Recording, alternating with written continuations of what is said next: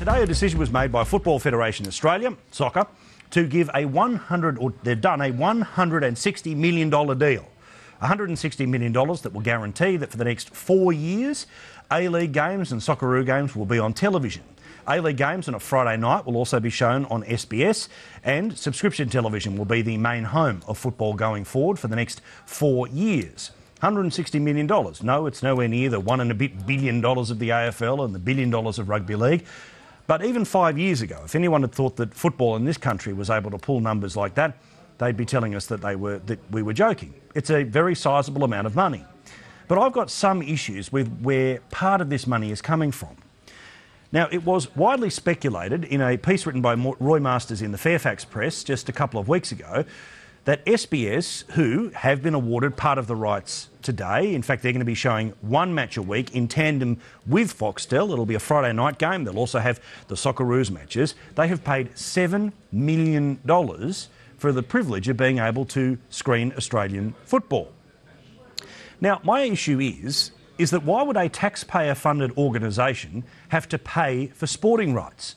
I get it, as Football Federation Australia told me today, they're a business. They're not going to give away their rights for free. Well, OK. But if nobody else is actually bidding for those rights, and as best as I can work out, there are no other free-to-air commercial broadcasters who are willing to put an A-League game on every single week, that came down then to a choice of two. Which public broadcaster was going to be? Now, it's pretty obvious what the connections between SBS and football are in this country, but think about it. We are going through a time at the moment where the federal budget is in deep deficit, where people who would work for an organisation like SBS would absolutely kill for an extra $7 million to plough into the production of programming. Stuff like the Dateline program. Its host, Mark Davis, joins us here quite frequently. They do good news and current affairs. They do good docos, dramas.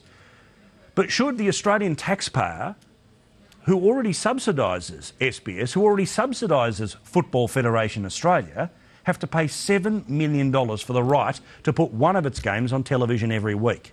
This is not the point of public broadcasting. The point of public broadcasting is, with some sports, to put some sports on television that nobody else wants to put on television so those sports can improve their market position. However, as soon as money starts getting involved, we're now into the commercial space, right? And that's something that if the market doesn't want, the market shouldn't have to pay for it. And therefore, you and I shouldn't be $7 million out of pocket. I am not saying this because I am some sort of a Philistine who doesn't understand the great joy of the world game. You're quite entitled to love it. It's not my preferred sport, but I have major issues with any public broadcaster using our cash to give to a private company in exchange for rights that nobody else was bidding on. Why was the money being asked for? Why was the money being paid?